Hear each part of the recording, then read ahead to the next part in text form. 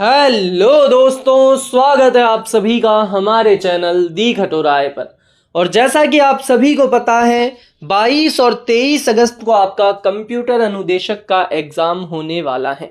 आज के इस वीडियो में हम जानेंगे दोस्तों कि आपको किस तरह से आपके पेपर को अटेम्प्ट करना है, कौन से प्रश्न आपको पहले करने हैं, कौन से बाद में करने हैं, जिससे कि आपका टाइम मैनेज हो सके, आपके पास पर्याप्त समय बच सके अन्य प्रश्नों को अटेम्प्ट करने का। जो बड़े प्रश्न आते हैं जिन्हों को हल करने में समय ज़्यादा लगता है, उनके लिए आप टाइम बचा सकें। क्योंकि पिछली बार जो 2022 में एग्ज़ाम हुआ था उसके अंदर बहुत सारे बच्चों के इजी प्रश्न छूट गए थे क्योंकि उन्होंने पेपर ठीक तरीके से अटेम्प्ट करना नहीं सीखा था। समय अवधि रहने वाली है आपके पास 2 घंटे प्रति पेपर, यानी कि 120 मिनट। सबसे पहले बात कर लेते हैं तो पेपर 1 होगा आपका, जिसमें जीके, रीजनिंग, राजस्थान अध्ययन आने वाला है। टाइम डिस्ट्रीब्यूशन इसको एक बार देख लेते हैं। सबसे पहले मैं आपको बता देता हूं, पेपर 1 जीके के लिए हमने 4500 प्रश्नों की एक पीडीएफ बनाकर तैयार कर दी है दोस्तों, जो कि आपको केवल और केवल 101 रुपीज़ के अंदर मिल जाएगी।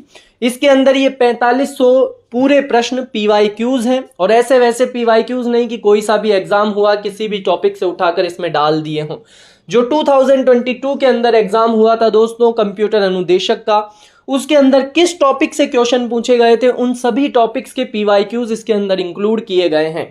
आप मानकर चलिए आपकी राजस्थान जीके इसमें से ही आएगी। हूबहू आपको प्रश्न देखने को मिलेंगे। हमने और भी एग्जाम्स के अंदर पीडीएफ सेल की थी, उसके अंदर बच्चों को हूबहू प्रश्न देखने को मिले थे। मैं उन सभी के कमेंट्स एक बार आपको दिखा दूंगा। लेकिन जिन भी बच्चों को ये परचेज करनी है, डिस्क्रिप्शन और कमेंट बॉक्स के अंदर आपको व्हाट्सएप चैट का लिंक मिल जाएगा।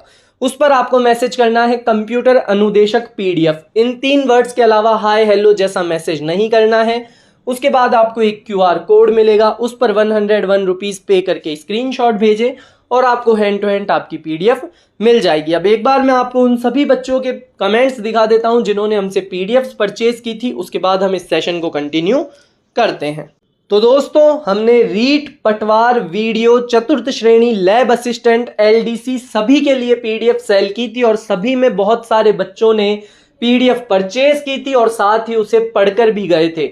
आप मानकर चलिए दोस्तों, अगर आप उन 4500 प्रश्नों को पढ़कर जाते हैं तो वो मोर देन इनफ रहने वाले हैं। आपकी राजस्थान जीके के अंदर आपको बहुत सारे प्रश्न आपके हूबहू देखने को मिल जाएंगे। आपको राजस्थान जीके के लिए उसके अलावा कुछ भी पढ़ने की ज़रूरत नहीं पड़ेगी। इन सभी बच्चों ने हमसे पीडीएफ परचेज की थी। आप सभी के कमेंट्स आराम से वीडियो को पॉज करके पढ़ सकते हैं। ये देखिए, प्रीति कन्वर जी ने लिखा था, भाइयों और बहनों, सर की वीडियो वाली राजस्थान जीके की पीडीएफ से पूरे क्वेश्चन साफ मिले हैं। थैंक यू सो मच गुरुजी। साथ ही दोस्तों ये देखिए, 4th ग्रेड में भी किरण चौधरी जी ने लिखा था, मेरा 4th ग्रेड में सिलेक्शन हो गया है सर, आपकी पीडीएफ से रिवीजन करना बहुत इजी था, एग्जाम हॉल में सब याद आ रहा था। आप इन सभी बच्चों के कमेंट्स देख सकते हैं दोस्तों। अशोक कुमार लांबा जी ने लिखा है, मैंने रीड के लिए आपकी 4 पीडीएफ ली थी, सीरियसली बोल रहा हूँ, कम टाइम में इतना बेस्ट मटेरियल कहीं नहीं मिलेगा। मेरे बहुत फ्रेंड्स का भी इसी से क्लियर हो गया। तो दोस्तों, जिन भी बच्चों को परचेज करनी है आपको लिंक मिल जाएगा व्हाट्सएप चैट का, कमेंट बॉक्स में भी और डिस्क्रिप्शन में भी। वहां से आपको केवल 3 वर्ड से लिखने, इसके अलावा कुछ और नहीं लिखना है। कंप्यूटर अनुदेशक पीडीएफ, एक क्यूआर कोड मिलेगा, उस पर 101 रुपीज़ पे करें और आपको आपकी पीडीएफ मिल जाएगी। चलिए अब कंटिन्यू करते हैं हमारे सेशन को। पेपर 1 जीके, रीजनिंग, राजस्थान अध्ययन आने वाला है, जिसका टाइम डिस्ट्रीब्यूशन एक बार हम देख लेते हैं। इसमें कुल प्रश्न होंगे 100 अंक रहने वाले, एक क्वेश्चन 1 नंबर का। कुल समय 120 मिनट यानी कि 2 घंटे। राउंड 1 फर्स्ट अटेम्प्ट में आपको 45 मिनट खुद को देने हैं। 1 लाइनर राजस्थान जीके के जितने भी प्रश्न हैं, जिसमें करंट अफेयर, सीधे थ्योरी वाले प्रश्नों को तुरंत हल कर दीजिए। उसके बाद राउंड 2 लीजिए, जिसमें मैथ्स, रीजनिंग को 45 मिनट दीजिए।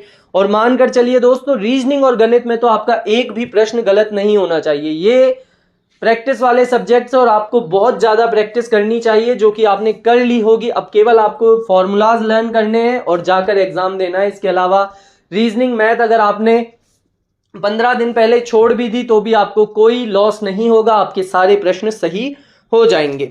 रीजनिंग और गणित में कैलकुलेटिव प्रश्नों को हल करें। उसके बाद बफर टाइम मिलेगा आपको 30 मिनट, क्योंकि 45 90 मिनट हुए और 120 मिनट आपको मिलेंगे। OMR शीट भरने और 5वें विकल्प ई ऑप्शन को मार्क करने के लिए इसे सुरक्षित रखें ताकि लास्ट में आपको हड़बड़ाहट नहीं हो। Paper 2 computer science technical smart attempt strategy लेनी है। इसके अंदर आपको प्रश्नों का प्राथमिकता क्रम, सबसे पहले fundamentals, networking, DBMS operating system, MS office जैसे सैद्धांतिक यानी कि थ्योरेटिकल प्रश्नों को सबसे पहले हल करें। कौन से प्रश्नों को? थ्योरेटिकल। उसके बाद कोडिंग और pseudo code timing, C++, DSA, जावा या जटिल एल्गोरिदम वाले प्रश्नों को सेकंड राउंड के लिए छोड़ें, जिससे कि जो आसान प्रश्न थे वो आप हल कर चुके हो अब।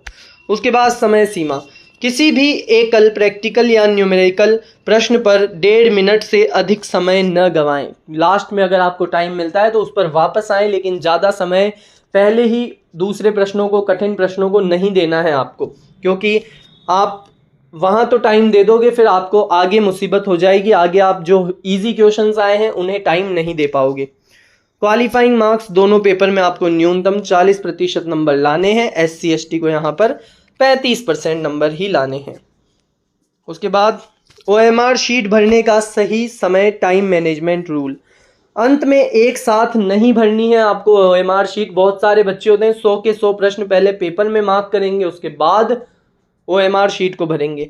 अंत के 5 मिनट में एक साथ OMR भरने पर उत्तर गलत सीक्वेंस में बबल होने का भारी जोखिम रहता है।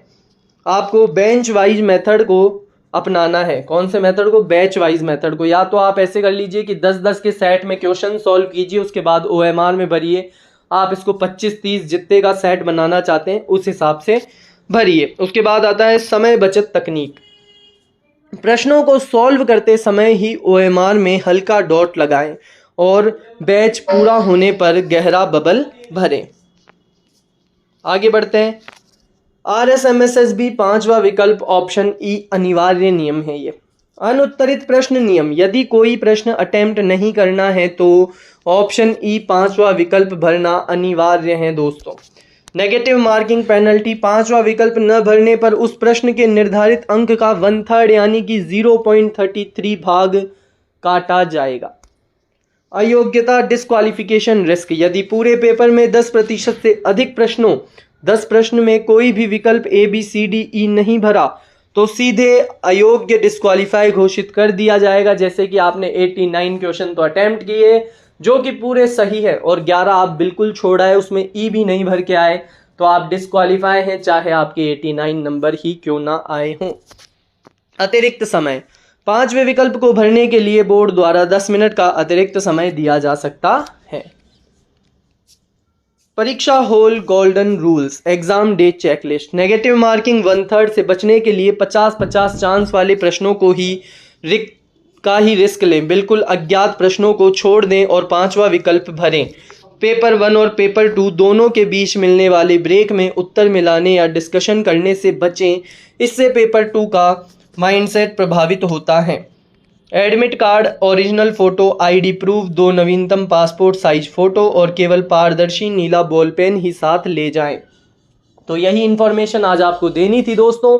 वीडियो अच्छा लगा हो तो वीडियो को लाइक करें, चैनल को सब्सक्राइब करें और कमेंट करके अवश्य बताएं आपको वीडियो कैसा लगा। ऐसे ही पढ़ते रहें, आगे बढ़ते रहें। जय हिंद, जय भारत।